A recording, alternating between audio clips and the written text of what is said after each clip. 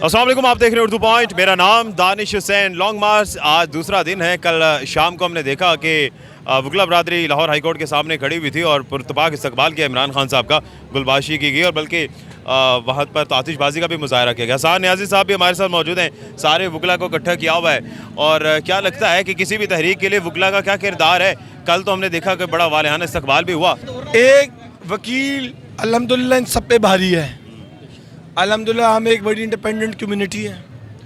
हम चाहे जो गलत हो हम उसके खिलाफ खड़े होने का स्टैंड लेने का सलाहियत रखते हैं। और अल्हम्दुलिल्लाह इस मुल्क का कोई शहर, कोई बार ऐसी नहीं है जिधर इमरान खान साहब की हमायत नहीं ऐलान की। और मेरी नज़र में तारीख में पहली बार हुआ है कि एक सियासी लीडर का लॉन्ग मार्च हो रहा है और सदर लाहौर बार एसोसिएशन उसका इस्तकबाल कर रही है। इंशाल्लाह ये हमारे साथ जिटोल साहब खड़े हैं, ये फ़िरोज़ वाला बार के सदर भी हैं। और अब आप देख लें कि जहाँ से खान गुजर है वहाँ की बार एसोसिएशन के इलेक्टेड रिप्रेजेंटेटिव्स खान के लिए खड़े हैं सड़कों पे। और ये लोग बार एसोसिएशन की पार्टी की नहीं होती।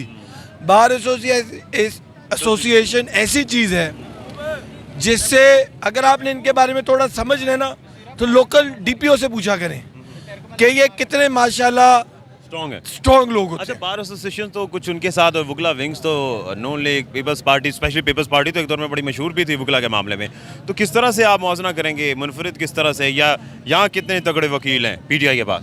देखें, हम तो कह ही नहीं रहे हम कौन है क्या। हम कह रहे हैं जब हमारी बार एसोसिएशन जो सारे उस एरिया के वकीलों का नुमाइंदा है जब वो खड़ा हो गया साथ, सदर साथ तो सारी एसोसिएशन मुक गई, गाली मुक गई। अब हम एटम बम की जगह जहाँ फट जाए ना, हमें पता है हमारी बार हमारे साथ है। और अल्हम्दुलिल्लाह आपने कल देखा कि 10 साल बाद एक माफिया ग्रुप को हमारी पीटीआई बैक्ड कैंडिडेट ने अल्हम्दुलिल्लाह एक डेकेड बाद हराया है। और वकीलों को के अंदर जो माफिया गुलामी ला रहा था कि डराओ धमकाओ वकीलों को, वकीलों के अंदर से काबू करो,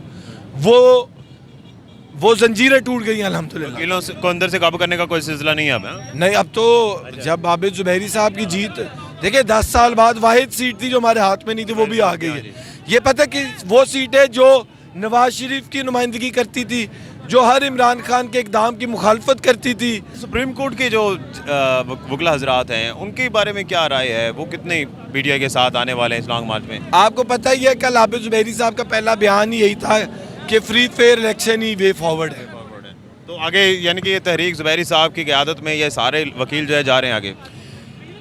जुबैरी साहब ने हम इमरान खान साहब की क़यादत में और बार एसोसिएशन इमरान खान साहब के लिए निकल रही है।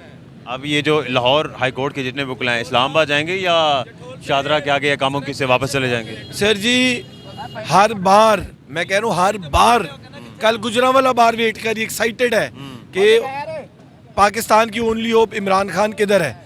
आप देखिएगा जब पिंडी एंटर होंगे ना तो पीटीआई एक तरफ होगी और वकील एक तरफ होंगे इंशाल्लाह। ये हासिल कुल अब आपने दिया है जो बात शुरू में करनी चाहिए थी। तो फिर ये बताइए, जो वकला तहरीक चली थी उसके कोई मंजर दोबारा नॉस्टैल्जिक से सामने आएंगे कुछ? लेकिन इस दफ़ा मैच फिक्स नहीं होगा।